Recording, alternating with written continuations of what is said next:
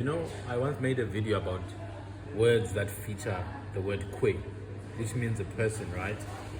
And the reason I did it is because people often assume the word kwe is specific to a specific group in South Africa. No. In my language, we've always used the word to refer to a person. I made an example with words like it's didima kwe, which is a person who can't walk. Makwe kweta, a person who can train others. Recently, I was reminded by my mother of a word that they use a lot at home. Ugcinakwe. Gcinakwe. Gcinakwe would be what people call iskora today. Skakagak, a goon, like goons, like people who are big, like bouncers. Yes. In our indigenous language, we call those people Gcinakwe. Gcinakwe.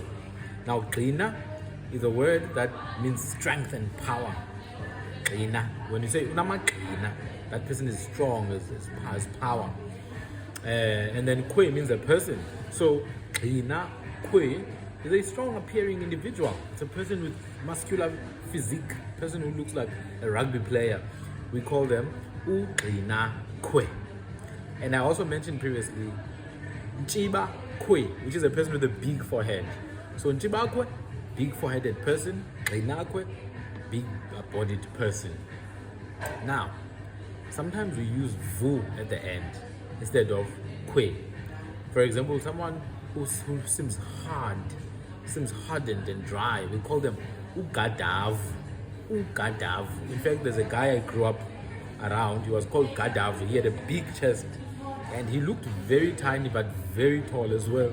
It was called Gadav. I spent so much time trying to figure out what is Gadav. Then I realized no, Gada means hard, dry, and then Vu is used to just personify that. Then on top of that, there's another word, Gadav, or it's Gadav.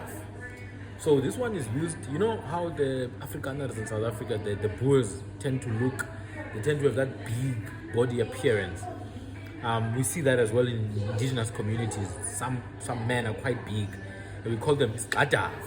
It comes from a word, Gada, which is a word that it's an ideophone.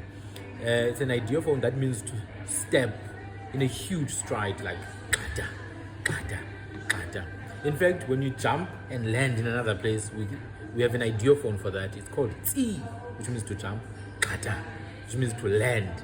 So Gada, or is Gada, or is Gadav, is a man who's big such that when he walks, you can almost feel the sound reverberating throughout,